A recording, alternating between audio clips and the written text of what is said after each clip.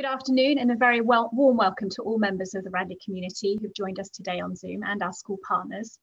My name is Caroline Monaghan and I'm responsible for our Beyond Radley Career Speaker Programme, a series of talks designed to give you a live insight into the world of work. With such a huge range of careers out there, it can be very overwhelming when people ask you what you want to do. These career talks are your opportunity to find out about some of the careers that might interest you directly from people who are working in those jobs right now. So please do get in touch with ideas for talks, no matter how unusual, which brings us neatly onto our guest today, Max Rendell, who has made a career as a professional magician. But before I hand over to Max, just a quick reminder of a few things.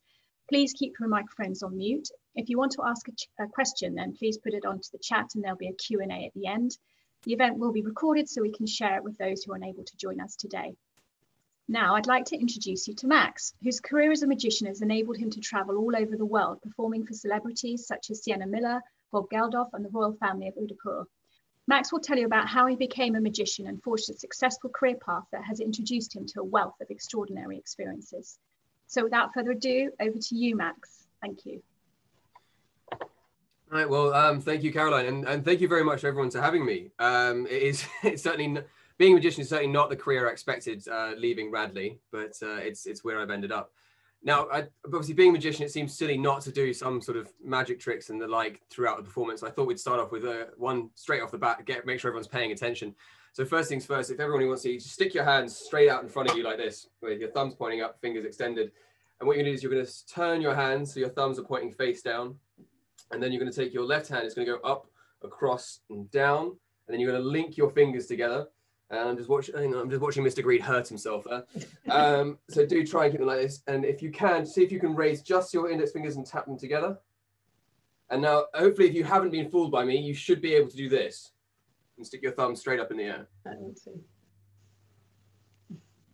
Anyway, a little bit of fun just to hopefully get you guys moving about. So I was at Radley and finished in 2003. I think it was. I think Caroline confirmed that for me because I couldn't remember. And I finished with 3 A's and a B, and I accepted an offer to go to Sydney University in Australia to study a combined degree of advanced mechanical engineering and commerce, which was about as exciting as it sounds. Before I got there, I took a gap year, went to China and studied martial arts for 3 months, which I would highly recommend. And then arrived in Australia and began studying very hard. I went to another all-boys college. For some reason, I seemed to enjoy that, and continued on there. But it was about, I think it was in my second year, I began to realize I didn't really enjoy the course I was studying. So I switched degrees to philosophy, which was a little bit easier on the studying side of things. And then began, in fact, this leads me to my second trick, is I was performing, I was studying away at everyone, and I began, I think one night in particular, I was at home and I was watching YouTube videos and not being particularly productive, and I saw a magic trick that annoyed me so much, I thought I had to go and learn it. And this trick I'll show you now is the first trick I ever learned. And it looks a little something like this. You see, I was walking down the road one day and I was playing a game. I met someone who was playing a game with 3 cards, and he asked me if I wanted to play. I said, okay, how do I play? He said, it's very simple. You see, I've got this card, I've got this card, and I've got that card. And I said, all right, what do I have to do? He says, all you have to do is keep your eyes on that card at all times. But as he said that, he was very sly and he moved it to the bottom. So I said, easy, that card's on the bottom. He said, no, that's this card. I said, well, if this card's on the bottom, that card must be on top. You're using sleight of hand. He says, no, that's also this card. I said, well, you've got 2 this cards, so that card must be in the middle. And he says, no, that's also this card. I said, okay, so what happened to that card? He says, easy, that card's on the bottom. I said, but hang on, that used to be this card. He says, you're not paying attention, you see, because the top card is also that card. I said, okay, hang on a second. You had what's going on here? I'm a bit confused. He says, don't worry, you see, it's very simple. That card's actually in the middle. I said, hang on, this doesn't make any sense. He says, I know it doesn't, but look, I'll make it a bit clearer. You see, I've got this card, I've got this card, and I've got this card. I said, okay, hang on a second. You've got to be cheating. He says, you know what, you're right, I am cheating. But you have to remember, in life, there's a little bit of this, a little bit of that, but not much of the other. And so I had seen that trick performed on YouTube, and I thought, hang on, that's only 3 playing cards. Surely I can learn how to do that. And I began learning it. I found a video explaining how to do it, went and learned it, and I spent as much time as I could perfecting it before I showed it to anyone. because the one piece of advice I kept coming across when it came to magic is that you have to make sure it's as good as it can be before you present it. And so I did, and I showed it to people, and I got quite a good reaction. People laughed. I think I got a girl's phone number, and I thought, I'm going to keep doing this. And I did. So I went back to my room, obviously not the same night, a separate night, and I found an online course. I think it was $50, and it had a series of videos teaching me how to do one trick after another, and covering the basics of sleight of hand and patter. And patter is the term magicians use for the nonsense we speak to distract you, by the way. And so on it went. And after a while, I thought, okay, I've now learned enough. And I started showing it to friends and family, because and it went well. People seemed to receive it quite well.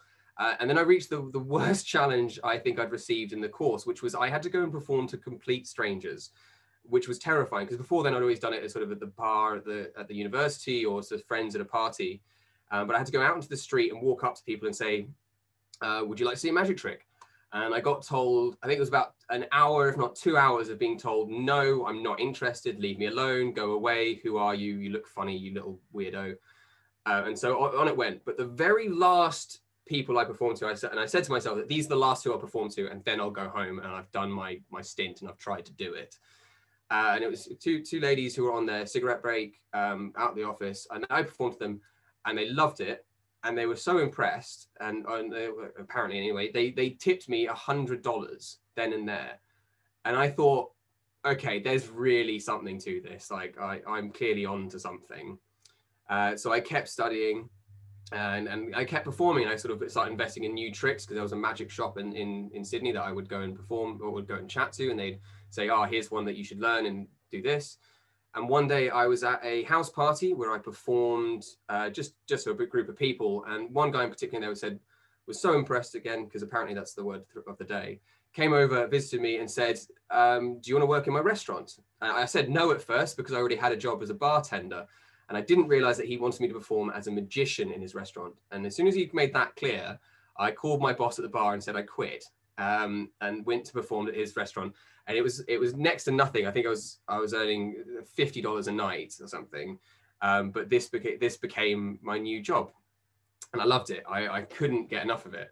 It was a great group of people. It was wonderful to be on that side of having worked in sort of hospitality, to work with the hospitality people, but without having to do the hospitality work. It just had a great time. At least for a while. I think it was about a month into working there when I received my first ever death threat.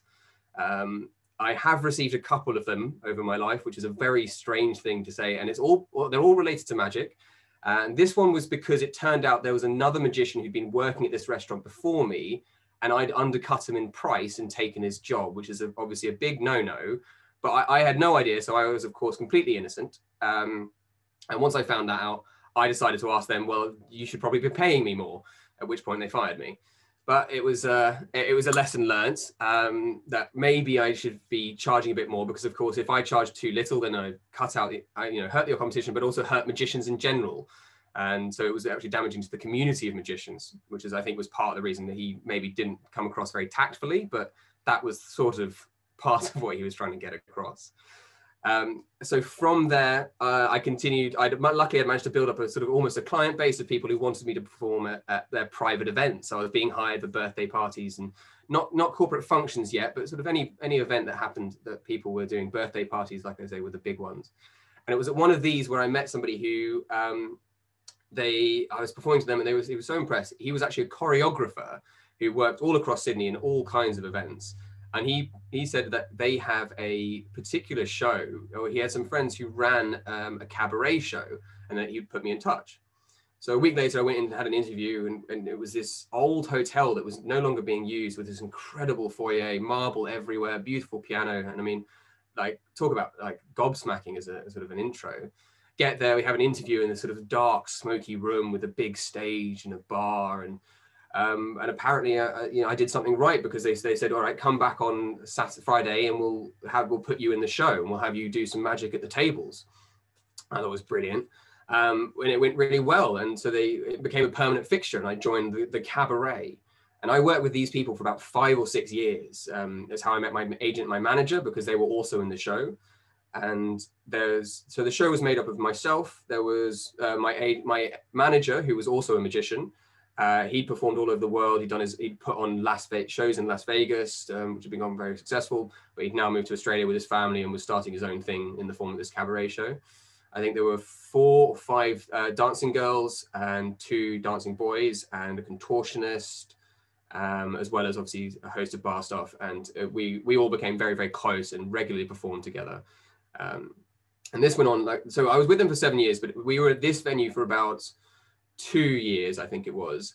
And there'd always been, we weren't the only people who used the hotel. There was also this sort of Russian events company. I think they were Russian. I never actually met them. We just heard the parties they were having during our performances.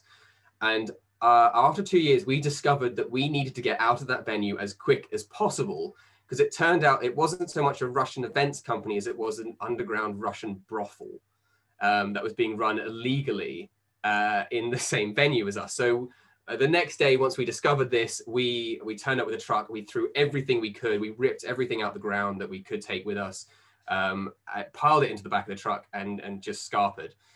So I think my boss actually at the time got photographed and was plastered across the papers saying, I think his name was James Carp. It was sort of James Carp at it again or something similar. I didn't make the papers that time, luckily. Managed to dodge the paparazzi, not that I really saw any, but. And so that was the end of that venue. We then set up a new venue, which was a much more temporary one, and that was where I took part. And MTV got in touch, and we did a TV pilot together, which was following me around, and it was something called The In Crowd, and it was all about joining a new community. And they filmed me doing my very first ever stage performance, because up until then I'd always been what's called a close-up magician. So if you've ever seen a magician, there are a couple different types. You've got the close-up magician, which is what I do. So sort of like the magic I've been performing for you guys, it's close up, it's sleight of hand, it's very much the go-to there. Then you've got parlor, which is sort of close up, but you usually got like a single spot you perform to, because a close-up magician will move from table to table at a venue or a restaurant. A parlor magician, the people would come in and then leave afterwards, or they'd have a setup that you could join and leave as you want. And a stage magician is, of course, the far more sort of everyone sit down, be quiet, and listen to me perform for an hour. Not too dissimilar to this, but obviously slightly different format. And I'd always been a close-up magician because, to me, sleight of hand and that kind of magic has always been what, to me, has always seemed like true magic. Particularly because stage magicians tend to be a bit more reliant on sort of gags or sort of oversized props. And I've always felt that then you're giving your magic to the props rather than necessarily the person who's actually doing the magic. But that's just my opinion. So we had this new temporary venue. We had this wonderful experience with MTV. Where it all went horribly wrong because I was supposed to do about three or four effects during the stage performance. The first one was going to be this effect that I ended up doing years later, which is called spiked, where you have 4 polystyrene cups and there's a spike underneath one of them, and you take the spectator's hand and you slam it down on the other 3 that you don't know where they are because they're all mixed up.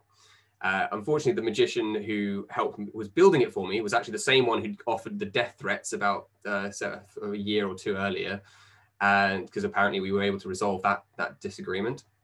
I wonder if that's why he wasn't able to build it on time once he knew what was going on, but I don't know. So then we ended up I was only able to do 2 effects, one of which is the levitating wine glass, where you pour wine into a glass, you let go of the glass and it stays there, and then you take it and you have a sip and a cheers. And another magic trick called cardiographic, which David Copperfield made famous a couple years ago, I think it was. Probably quite long time ago now. But beautiful effects. It went quite well, but obviously a much shorter performance than was expected. We were in this venue for probably another year before we found a new venue where we set up, and we had to build everything from the ground up because we basically found a room in another venue which they would let us rent. And we set up and began performing the new dinner cabaret show. And we actually hired 2 other magicians. And around this time was when I started being lucky enough to perform, get residencies. So, for example, I started having a residency at the Star City Casino in Sydney, and I was there Fridays. Actually, this had actually started a little bit earlier, but I was there on Fridays and Saturdays nights, and so we sort of had to juggle who was performing which nights while doing residencies and all of this. And because the reason I realized that I've sort of slightly got the order wrong here is once I had this residency, I was so successful in making so much money that I realized that I didn't want to be at university anymore at all. I couldn't bear it, in fact. And I sort of thought, I think I was in the middle of writing a psychology essay, and I realized, why on earth am I doing this to myself when I could instead be just performing magic and focusing on that full time? Which was a good idea, and I'm really glad I did it. I probably could have seen my degree through if I'd really tried. And there's a reason why when people ask me, how long have you been a magician? I say, well, I've been disappointing my parents for about 10 years. It's true. So on things went with the cabaret show, as I say, and I made one of my best friends is a magician called Jackson Aces. He's an incredibly successful magician out in Australia. I think he's got 4 million followers on TikTok. He's a brilliant guy, and definitely no jealousy at all. None. No, wouldn't dream of it.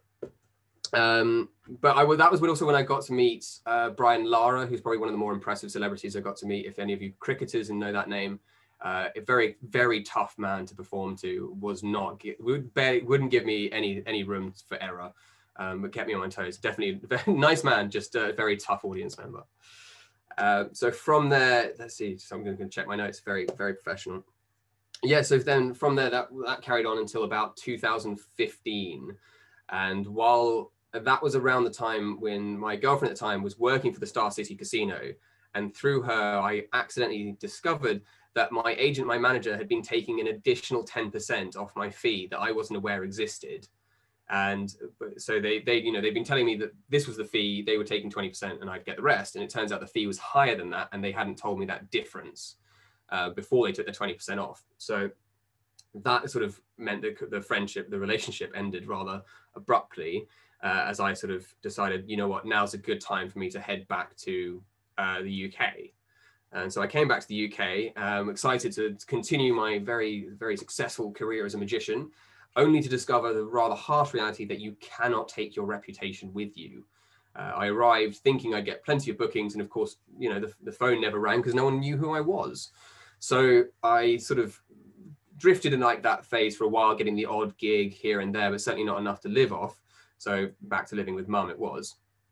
And that continued for a little while before eventually I had to get another job. So I got a city job working in Aberdeen Asset Management. It's a firm that they're now called Standard Life Investments, or Aberdeen Standard Life. I'm not sure. They had a merger 2 years after I joined. So I stayed there for 2 years. And it was about then that I realized that no, I've stuck it out and I've done it long enough that I can tell quite comfortably to anyone who asks, I've tried working in the city. It's not for me. It's not going to happen. I will live in a cardboard box if I have to, rather than work a 9 to 5 like that, just because it was so soul sucking to me. I'm sure it works for everyone else. My fiance works in the city and does a great job from what I hear. But for me, it's just, I can't do it. I prefer to be a self-starter. I like setting my own hours. You know, if I have an off day and I don't work, I don't work. But then there are days when I'll more than make up for it. So that's just how I ended up. And that was sort of where I ended up. And then after that 2 years, I was like back to being a full-time magician again. I would take it properly. And it all kind of got kick-started off as well, because I took a job. So by the time I joined the Magic Circle, if you don't know, is one of the most prestigious magic clubs in the world. It's not easy to get into. You have to be proposed and seconded to become a member. Then there's an interview process. And if they think you meet the requirements, then there's a test where you have to perform to other members, and then they rate you and they decide whether or not you get to become a member. And they let me in, which was an incredible gift. I'm very, very honored to be a member, and you get some wonderful perks by being a member. And it's a really great community. It's where I've met my current mentor and a lot of really great friends that I'm lucky to have.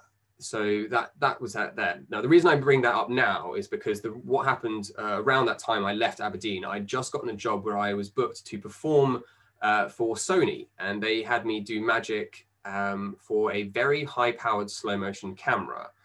And of course, what that was used for was to record me, to catch me doing the tricks, so that they could show how powerful their slow motion camera was. And originally I'd agreed to do it on the premise that I would do 4 effects and I would do 3, and they would catch me on the 4th, as it were, to say, you know, magician, because as they're saying in magicians, the hand is faster than the eye, but our Sony camera is even faster. On the day, I kind of got bullied, and I was pretty keen just to go ahead with it. And I thought I'd lose the job if I didn't agree. And they caught me on all 4, and I sort of allowed it.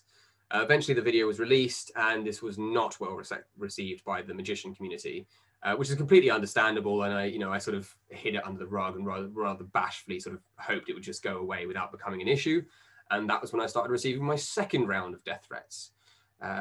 The Magic Circle were wonderfully supportive, and they said, and I got summoned to the Council of Magicians, where I had to plead my case and explain what I'd done and why they shouldn't kick me out of the club and I shouldn't be banned and all of this sort of stuff. I laid my case on the ground and laid myself at their mercy, and they ended up suspending me for a year, and I received a bit of a black mark against my name, but that was a few years ago, so I have been somewhat forgiven. Some magicians still sort of hold a grudge against it, but others have kind of shrugged their shoulders and carried on with their lives, realizing it's not the end of the world. So that's what that happened there. And so around this time, obviously, I was performing as myself, just getting gigs wherever I could, focusing on improving my social media, improving my website, and doing all of these things that come with being a magician. Because you're very much your own marketer, your PR agent, assistant, accountant. You design your own dress. You've got to come up with your own outfits. This waistcoat I'm wearing is part of a three-piece ensemble, I suppose is the right word, that I put together to try and be unique, because most magicians have that, well, magician look. And as Caroline put in the header, if you remember, is that the one thing every magician has to overcome is the preconceptions we all hold about every magician we've seen before. And one thing that's always rung through for me is I don't want to end up like that decrepit 65-year-old magician that we've all seen at their party, where we kind of cringe and die a little inside because we know they should really not be performing anymore. And I think a lot of magicians, and let me rephrase.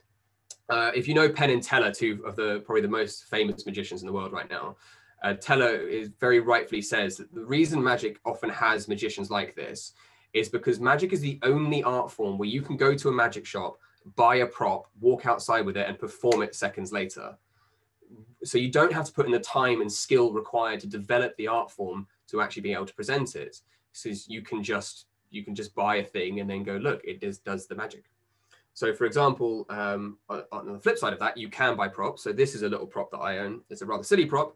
It's a four-sided card. Now, I don't mean four sides as in four sides, four edges. I mean four sides. So it's got one dot on this side, it's got four dots on this side, it's got three dots on this side, and it's got six dots on that side, right? So I'll run through again. So you've got one dot there, four dots there, three dots there, and six dots there. Now, some of you have probably able to twig exactly what I'm up to, because of course, being a magician, I'm cheating. And by covering up the extra dots, I make it seem like there's one more or one less, because our brain has this tendency to sort of fill in the blanks as in how we see fit. Now, the problem is, of course, that there really are six dots on the other side, which can make things a little more confusing, especially when you realize there are actually three dots on the other side. And just to make it worse, there are actually 8 dots on the other side. So I've really got no idea how that works.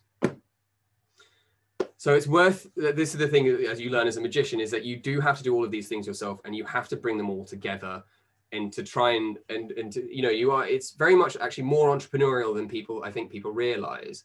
There's a lot of business stuff that goes into the side of it. Creating invoices was something I never knew I had to do, but accounting was something I never thought I'd have to do. But as you grow as a performer, you do have to keep all of this together, because you have to start doing your own taxes. You have to keep track of what you're spending, and make sure that you're juggling all of these balls in the air at the right time. And so, as I'm lucky enough that I had an agent and a manager sort of helped manage most of it for me. But once I came back to the UK, I was very much doing it on my own, which was a great learning curve. And I had reached a pretty good point when the pandemic hit last year. I was around that time, I'd started to receive a bit of interest from people asking if they could start learning magic, which was fantastically timed, because obviously, given the fact that I couldn't go to events and perform anymore, it made a lot of sense for me to start teaching in this sort of format, which is what I've been doing primarily. And I've had great success. The last year, has, for better or worse, has been one of the most successful year I've had as a magician. The number of students I've had and the amount of performances I've been able to do through this, and it has been wonderful. And I've had to learn how to do new magic effects, because normally when you're doing them, like I say, I'm a close-up magician. So normally I'd go up to people and say, here's a deck of cards, pick a card, let's try something, or and then we get to do stuff in the hands. And not being able to do that, and not even being able to interact, means that there's a huge limitation on what can and can't be done.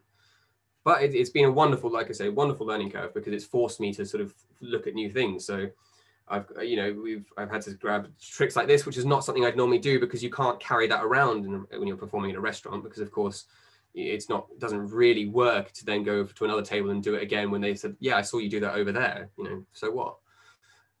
So it provides different things. And then I think also, because people are so bored of pub quizzes and sort of rather droll Zoom activities, magic has been a great one. And I've been able to perform to people all over the world now, which I have been able to before, but obviously there was a lot more travel involved. As Caroline mentioned, I've been lucky enough to go and perform in Udaipur to the royal family at, I think it was the 40th coronation anniversary. I can't remember the event, which is shocking. I probably should have looked that up, apologies. And it was a fascinating experience, because you're performing magic to these people, and you've got people who come up, and it's a very normal practice, is sort of I'm not going to get it, because they've got the caste system, and I'm not going to get the words right, but the people from the sort of, I don't want to say the common folk, it sounds so wrong, it's definitely not what I mean, but the sort of the normal people, again, I'm not really sure, they would come and kiss the feet of the people I'm performing magic to, which is a very bizarre experience to be a part of. But that was how they live their lives, because to these people the differences in the levels of society is so massive that's how they show respect. And it's very strange to have someone picking a card while they're having their feet kissed by a long line of people. But a brilliant experience all the same. And so then doing the online magic and teaching online and performing online has been very much my full-time sort of commitment for the last year and a half. And that's why I've got the green screen, the fancy lights, and the additional sort of camera setup, which makes it much easier to do all of that. And but that's, yes, sorry, just to catch my breath there. And so that's where I'm at now. And now moving forward as a magician, as I mentioned, I don't want to become that 65-year-old magician who's realized it a little too late in life that they need to consider other options. So I'm currently looking at doing things like I'd quite like, personally, what I'm hoping to do is set up a magic school, hopefully in the UK, if not somewhere else, because I think it's a very massively missed opportunity. I think the way magic is taught is not done well. I'm sure some of you will have seen a magic trick and just typed into YouTube, how is it done? And you can go and find it quite easily, which is a shame, but that's the way it is. And the thing is, though, is that knowing the secret is only half the battle. Because just because you know how to do it doesn't mean you can do it. We all know how a guitar player plays the guitar, doesn't mean we can pick up and do one.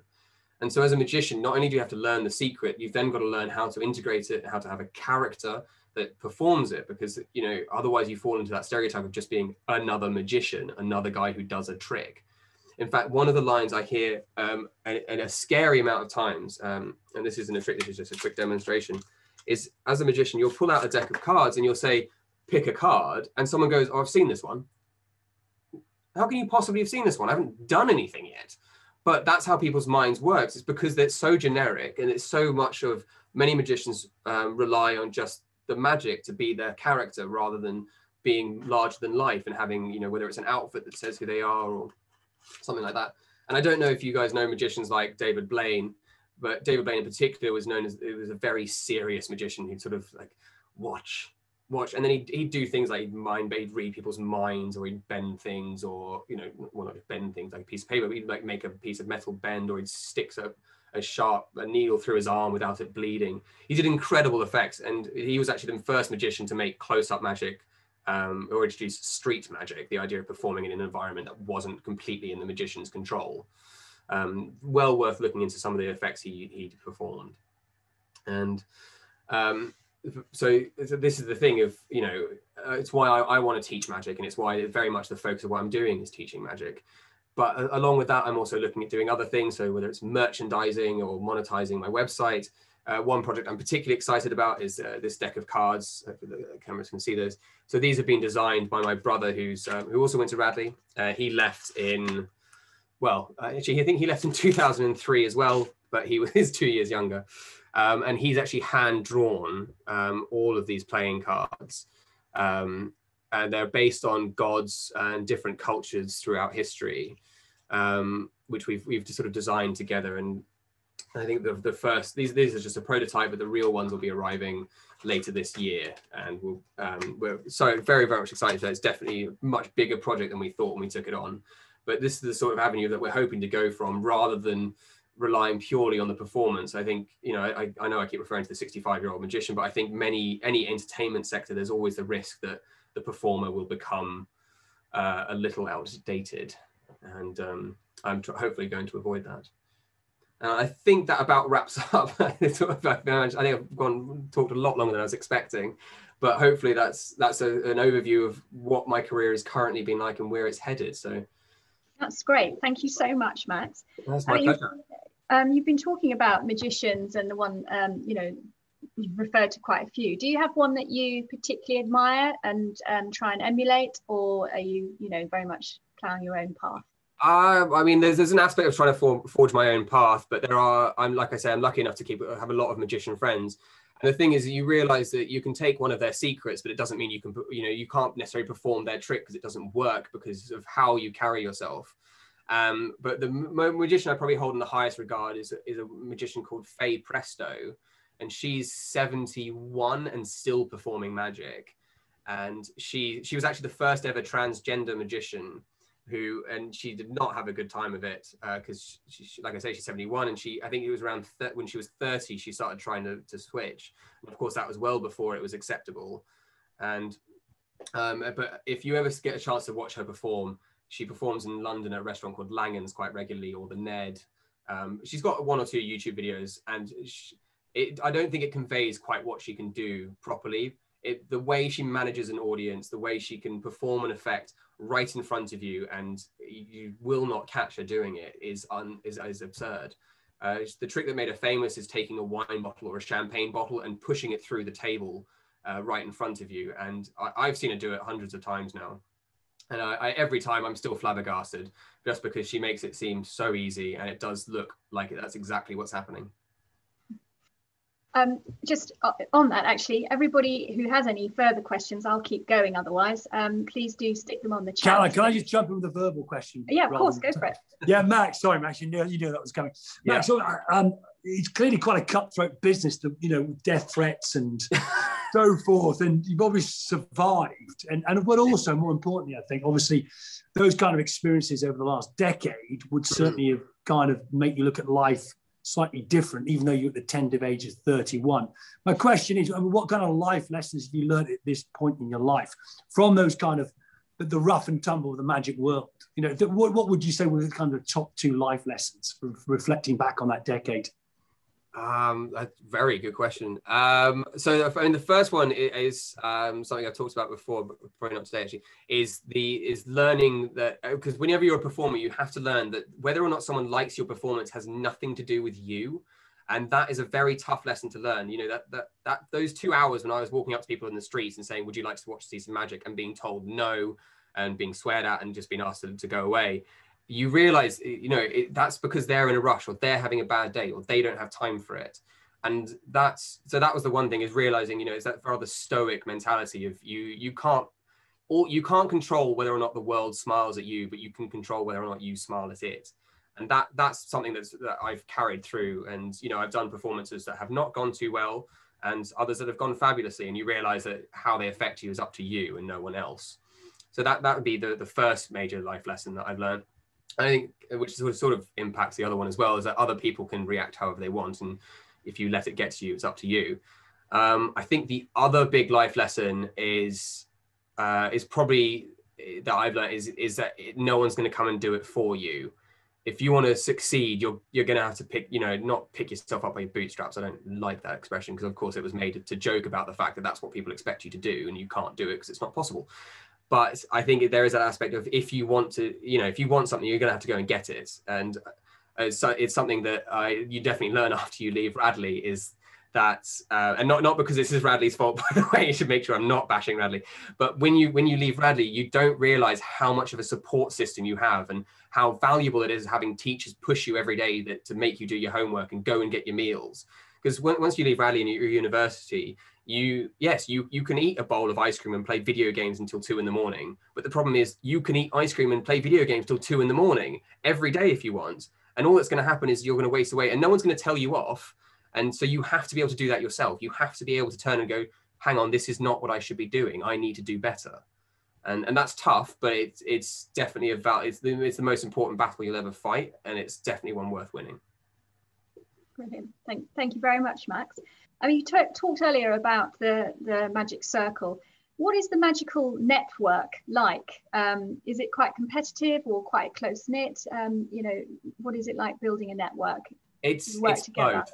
I'd say it's both. It's both a close-knit network and it's also slightly cutthroat. I think like all entertainment is cutthroat because of course, you know, we don't like to admit that might be someone who's better than us, because you know, every actor is, you know, terrified that another actor's better. Every magician's terrified that another magician is better. And so as a result, you know, egos can be very fragile and easily hurt.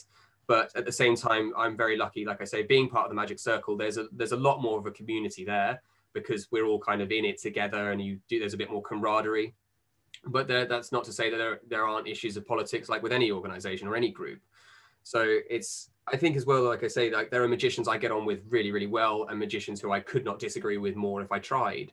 And that's the whole wonder of the field, is that, you know, you go and find those, your tribe, I think is the expression people often say. You go and find the people that you get on with and you resonate with and you work with them and you do great things together. And you just try not to worry too much about what the people who aren't in your sort of spectrum, as it were, are doing, because that's them and this is you. Thank you. I've got a couple more questions coming through on the chat here. Question from Ed. Would you ever consider going into design in the puzzle business? I don't know if that's one of the things that you've been looking at. I wonder if that's because Ed has anything to do with Chris Ramsey. He's a rather successful YouTube magician who does puzzles as a large part of what he does. I love a good puzzle. I love riddles, all that sort of thing. And when I was at Radley, I loved the design and technology departments. It's one of the subjects I got an A in for A-level and A star for GCSE, I believe, because I'm such a smarty pants. And I do like the idea of doing that, and it's definitely something I would look into. It's so far outside of my realm of expertise at the moment that it's probably not something I'd be able to do anytime soon, but I think it's something that fits in with the category, the sort of the genre nicely, and definitely something I will be looking into in the future. Great, thank you. Now, you've talked a lot about your art and the things that you have to do to really hone your performance, but what do you think that you have to do to become a really successful magician in the industry? Is there a bit of luck? I'm sure there is, but you know, what in terms of your art and honing it, what do you have to do? Well, I mean, I'll firstly address the luck thing, because I think luck is something that we all kind of assume, oh, it's like, yeah, he got lucky, and I did get lucky, but there's always an expression that I'm going to butcher, but it's all about how, you know, 90% of luck is doing the work. And it's that thing of, if you're not trying to do magic, if you're not trying to be a performer, you're not going to get lucky and get the lucky break that you're after. But to be a spectacular performer or a successful performer, I think it's about sort of realizing, you know, I think the advice I got was that realizing you're in the magic business. So half of it is magic and half of it is business. And if you only worry about the magic, you can end up being a great magician, but you'll sort of fail and you'll peter out. And if you worry too much about the business side, then you'll become a corporate sellout and no one will be that interested in you. So it's about finding a balancing act between the two. And it's also, I think, a large part is finding, you know, that your unique selling point, your USP, and finding a way to stand out from the crowd, because there are a lot of just magicians. And there's a reason why when you say pick a card, people go, oh yeah, I've seen this one. Because they have, in their mind, it's the same trick, because there's nothing unique about it. There's nothing to separate it from what everyone else has done.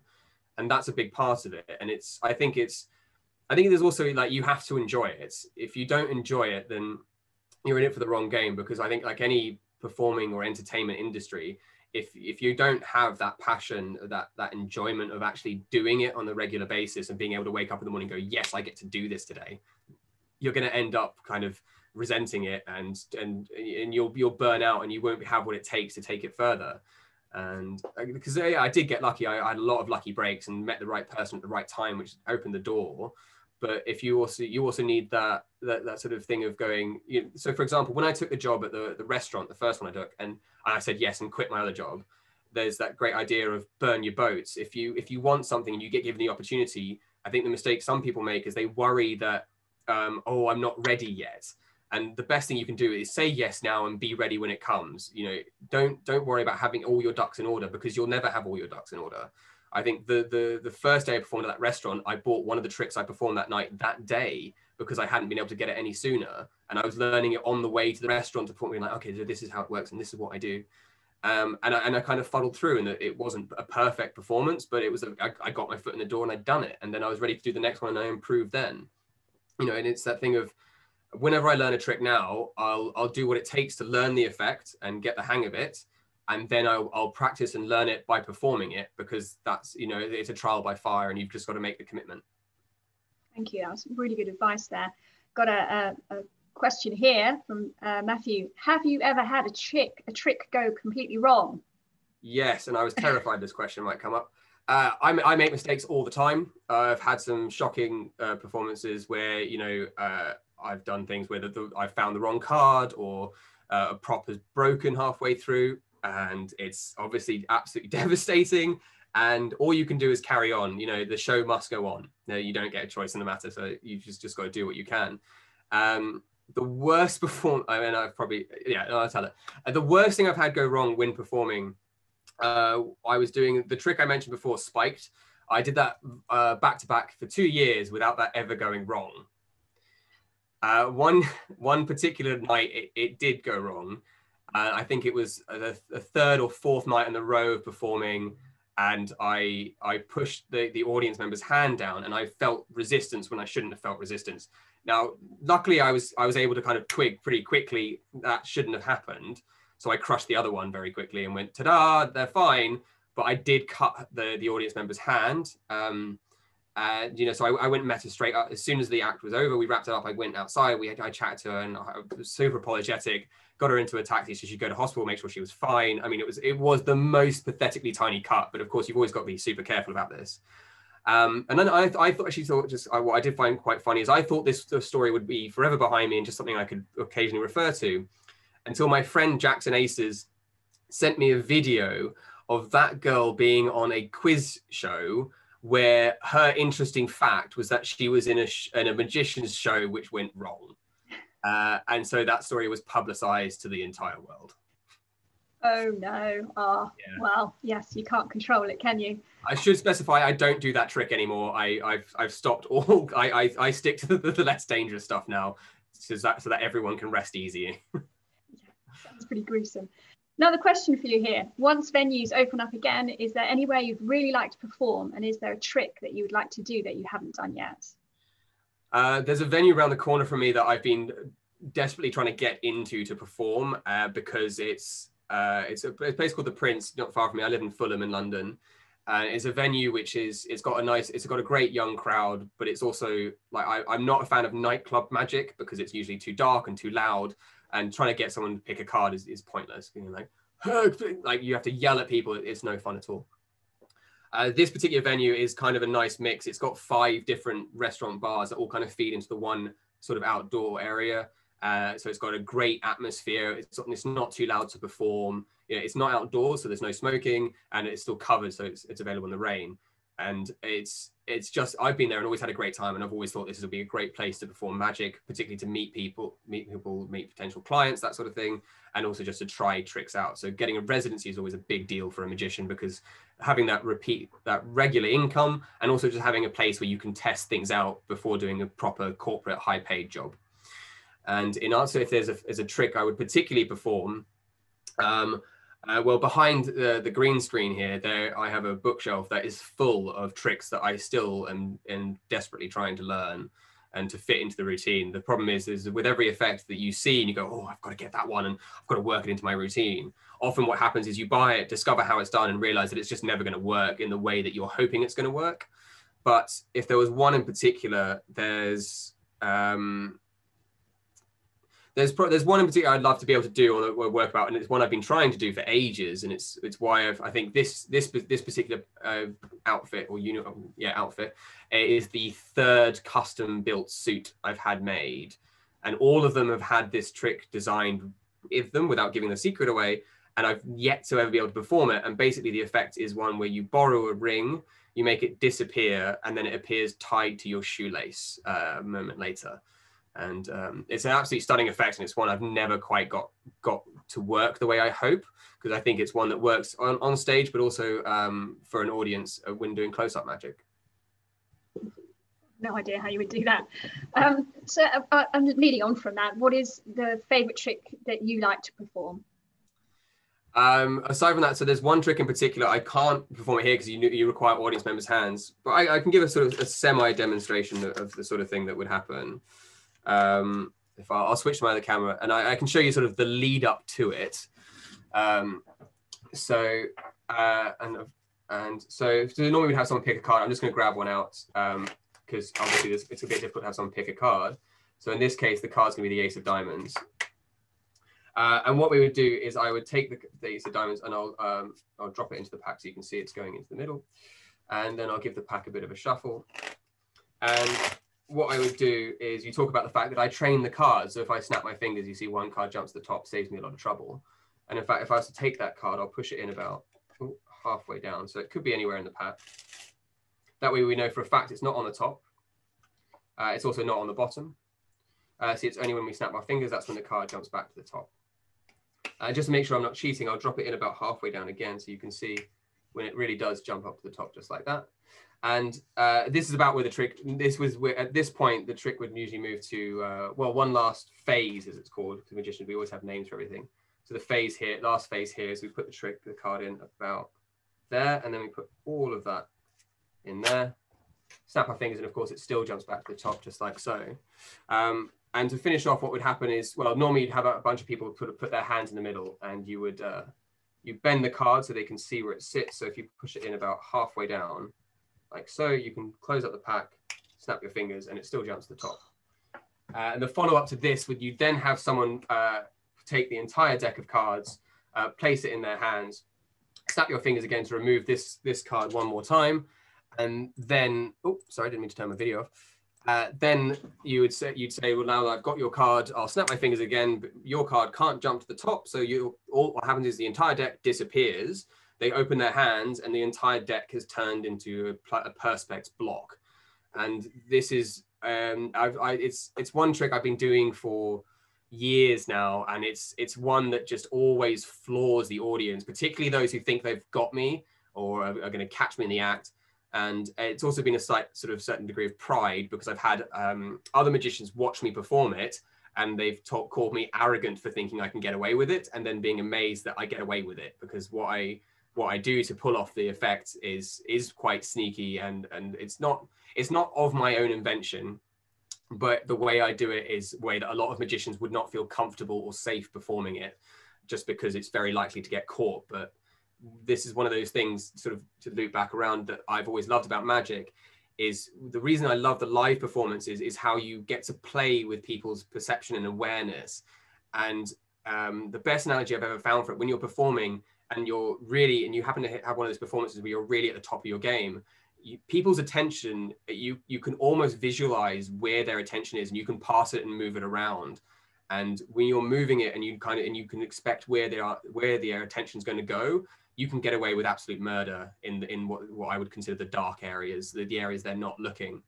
And you know, so, and misdirection in itself is you know, I could talk about it for hours, and I'll try. I'm not going to, but that gives you some idea of the kind of magic I love when you get to play with that sort of realm of things. Thanks, Max. That was really cool. Leading on from that, have you actually made any of your own tricks? And so most of the time, like, yes and no. And the reason I say that is not because I haven't made any of my own tricks, or I have really, but with magic, for the most part, every single magic secret has already been invented. It's nigh on impossible to come up with new ones. But so what magicians do is kind of like when you're learning the guitar, and I always use this analogy because I think it's the most apt, is it's like learning a cover of someone's song. You start by learning the cover because it gives you sort of a performance to follow. And then once you learn how to hit the notes regularly and you kind of get the rhythm down, then you start performing it over and over again. And what happens is you slowly start changing things. And you go, oh, actually, I'm going to move this note here. I'm going to remove this one, add this one in. I'm going to change this line. I'm going to do this instead. Or I'm going to add this entire other song onto it so it becomes a much longer song. And what happens is over time, it morphs into your own effect. And so as a result, it's not so much that I've invented my own effects, but the routines I perform are very much my own. in terms of you couldn't buy them out of a box. You can buy the props and watch my performance and then repeat it. But I haven't gone out and gone, you know, okay, this is the Rendell move and this is the Maximilian trick and that sort of thing. Thank you. Final question from me, unless anyone wants to put anything else on the chat, but just going back to your time at Radley, do you think actually, with the benefit of hindsight, that some of the things that you learned at Radley are actually helping you in your career today? I think the main thing is I think yes, absolutely. I think for the main part, like I said earlier, I underestimated how valuable my time at Radley was. And I always found it funny, particularly, and it always makes me think of design and technology, because the teacher, I don't know if it's still there, was Mr. Matthews. Yes. And he always used to remind us that, like, when you leave Radley, you will only then will you appreciate the resources you have available. And he was absolutely right, because I went into engineering and we got to look at, I was like, oh, university, we're going to have an amazing workshop. And Radley's was so much better. I was devastated. It was so, like, you know, he had all of these, it was unparalleled. And I think the organization of the day-to-day and having the structure at Radley and doing it the way it was done, where it was, because obviously you've got the 8-day week done over 6 days, which, funny enough, kind of that versatility and that sort of reliance on having, like, being able to kind of go, oh, it's Tuesday, but what does that actually mean? Like, is it day 2, 4, or 6 or 8? And that kind of thing, I think, whether it was meant to or not, actually made it really easy when it was at university to kind of just handle anything that got thrown my way. Other than that, I think generally just like the teachers and the support system, I remember, I can't remember my English teacher at the time, noticed that I couldn't do, contractions properly. Which was one, and she took me aside and I had to go and do a one-on-one tutoring session where she made sure that I understood exactly what they are and how to use them and to stop doing it wrong. And, you know, at the time, of course, I was going, oh, I don't want to know this, but it was incredibly useful down the line, because now it's something I can't get wrong. And so, yeah, I wouldn't change my time at Radley for anything. Oh, brilliant. Thanks, Matt. So that was, thank you so much for that. It was not only interesting, fascinating to hear about your life, but also highly entertaining. So thank you very, very much for talking to us today. Now, just a final reminder that you can watch any talks you might have missed in the Beyond Radley Careers area of Radley Video. And all that remains to say is thank you for attending, and I hope you all have a lovely half-term break when it finally comes. Thank you, and thank you to Max.